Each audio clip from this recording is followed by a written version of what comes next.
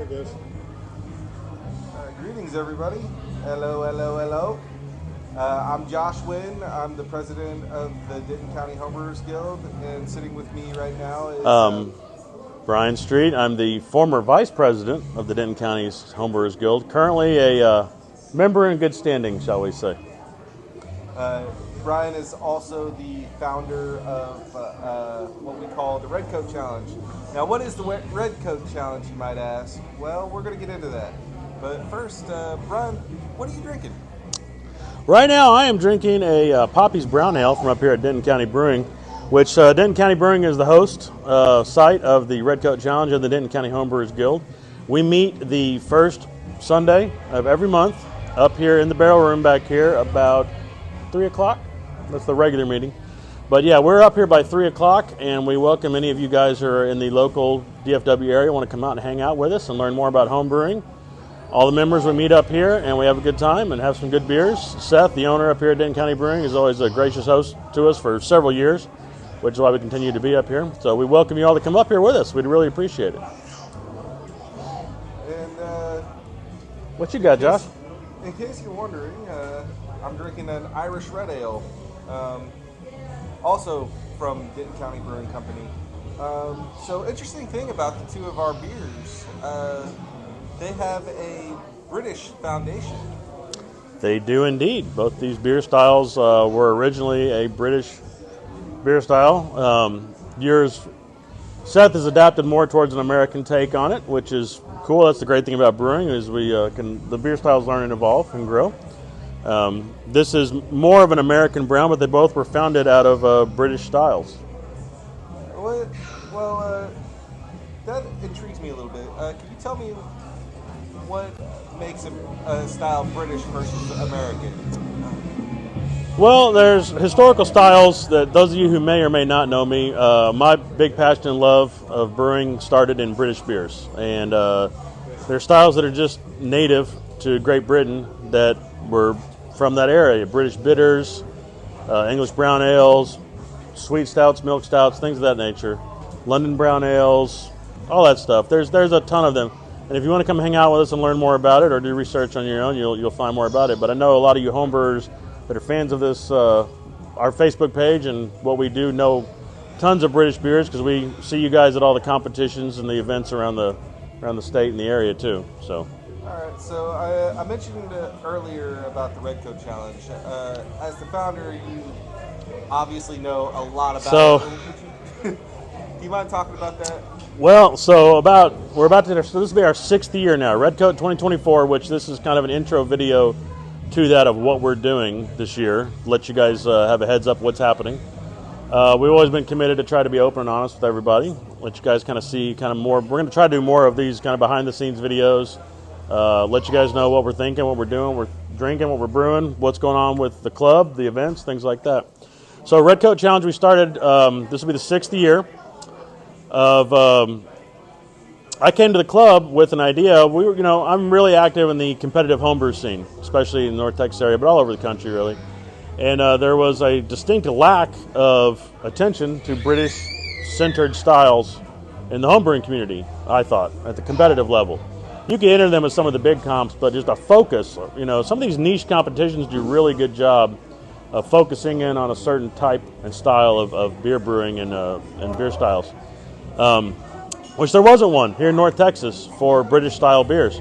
So I came to the club and said, hey guys, I think we should do a British-style homebrew competition.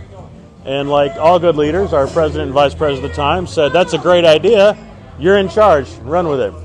So I got voluntold by the club, and I got to do the research and put the data together. And if any of you guys have been running competitions in North Texas for the past 20 years, I borrowed a lot of ideas from you guys, from competing with y'all, competing against y'all, following your events, Blue Bonnet, Ozaptis, Spirit of 76, Celtic Challenge. I mean, all you guys paved the way for what we're doing, and we sincerely appreciate it.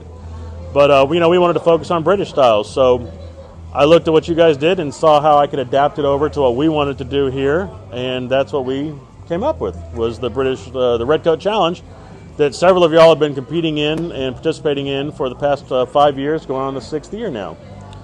So it's been a blast. We've loved it. We're going to intend to continue to do the event as long as you guys will continue to support it. So thank y'all very much for your previous support and for your continued support in the future with this event. But if you've ever been involved with competitive homebrewing, especially running an event, it's a lot. It's all volunteer. It's all labor of love. It's a lot of work, though. And I did have some help behind the scenes, but yeah, I was the main driving force behind this event for the past several years, and I was getting a little burnout, to be quite honest with you.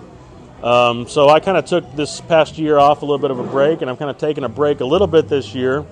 So there is kind of a change happening with Redcoat, but not a bad change, I don't think. And it's still going to be Redcoat. But some other members of the club are stepping up and taking more active roles in the running of the event.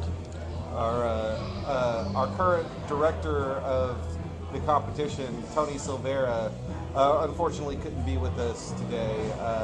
He had used too many of the beer tokens with his wife and had a honey-do list that was getting fairly long. Well, those are important, as we all know, yeah. So that we can continue to enjoy our hobby.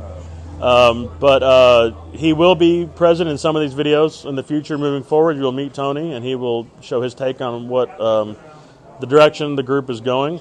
I will be staying on, however, as a special advisor to the director, the president, as I've done with Josh in the past as well.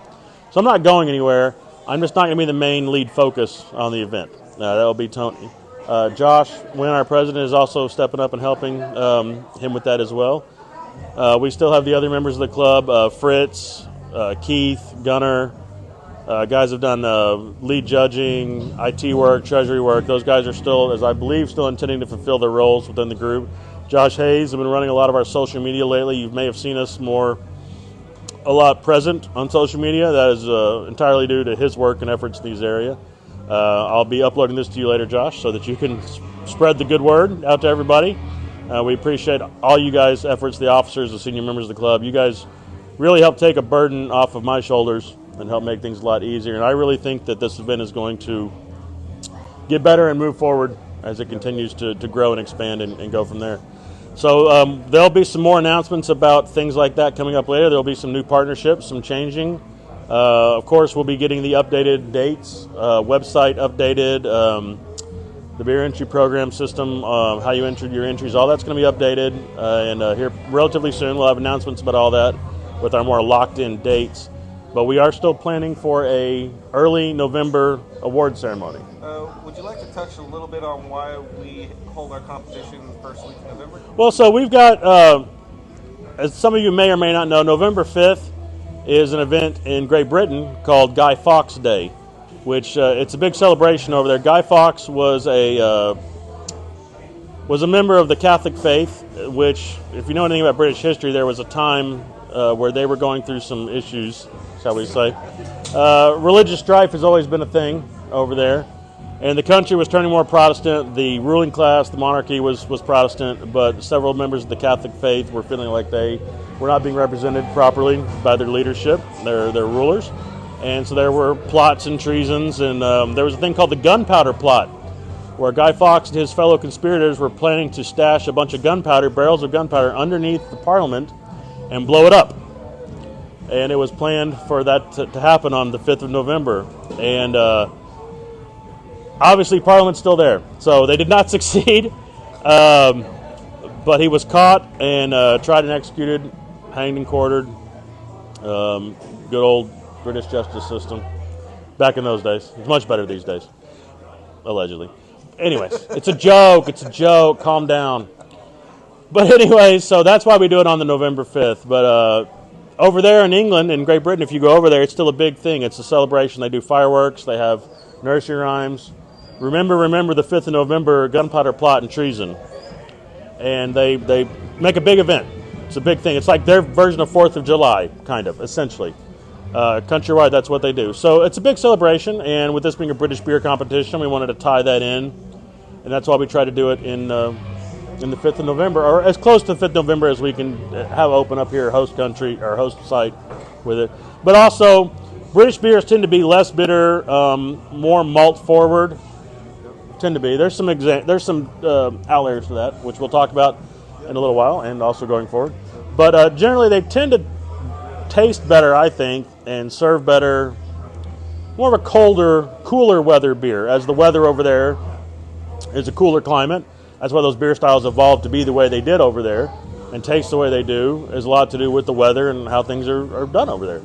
So a lot of the British styles work better in that climate. And the closest we're going to come in North Texas, that where we live, is starting in November time. So sometimes some of the years up here it's been really warm, but most of the time it's starting to cool off a little bit. We're getting out of the triple digits at least. So the British beers tend to become a little more enjoyable.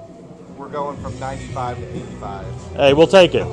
You live here long enough, you know we'll take what we can get, right? Yeah. I mean, so moving forward, one of the reasons for this video was not only to introduce you to the Redcoat Challenge, if you've never heard it before, but to introduce you to British beers in the future. So in the coming weeks, we'll be releasing several videos, a series, if you will, focusing on different British styles. We'll be probably hitting classics such as porters, the stout, the British Browns, but we're going to give more. Yeah, English IPAs, all that kind of stuff. We're going to give more priority to the styles that in the past have, in our opinion, been underrepresented. So tropical stouts, London brown ales, the New Zealand Pilsner, styles that we think deserve a little bit more love. Because remember, this is a British brewing competition. This is not an English brewing competition. They're not just English beers. These are British beers and beers across the Commonwealth. You mentioned New Zealand Pilsners, Australian Sparkling Ale, another good one. Australian Sparkling Ale is a particular favorite of mine because it works really well in Texas climate because of Australian climate, so there's a lot of similarities there.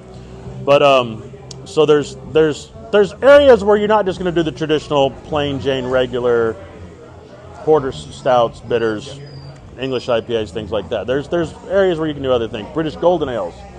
So there's ways to play with and work with the New World hops, New Zealand hops, things like that. You can have a lot of fun with, a lot of things to do. So it's not just all boring old style beer. So we're going to focus on some of those other styles. Josh makes a really good New Zealand Pilsner, won last year at the event up here. I think we actually served it at Bluebonnet if you were at our recent, with us there at Bluebonnet, where several of our members walked away with a lot of awards. We really did really good this year at Bluebonnet. Really excited about that. So people are saying that homebrewing is dying. I don't see it because every competitive event sells out, and Bluebonnet this year was rocking. And I know that's another thing. We are continuing to be part of the North Texas Homebrew Circuit. Thank those guys very much for hosting us and letting us continue to be part of that event. We will continue to be part of that event as long as they want us to be there. We're still on for this year. So those guys are gearing up soon. We're about to have all their events released, the whole circuit, which I believe the next one up, though, will be Spirit of 76, hosted by the Horseman Apocalypse. That will be coming very soon, if they haven't already updated it. So start gearing your American beers up. But while you're gearing that up, some of those British styles are a little more high alcohol and a little stronger that would take some time now to age in. Will they be ready by time of our comp? So start working on your tropical stouts, your barley wines, your English barley wines. Your wee heavies. Your wee heavies, your old ales even maybe. Old ales do good with a little bit of age on them, I think. Things of that nature. So, yeah, don't do your bitters, don't do your pale ales yet, don't do your IPAs yet. Save time for those. But while you're working in those American styles, don't forget there's some British styles that need some love now that you should start working on if you haven't already.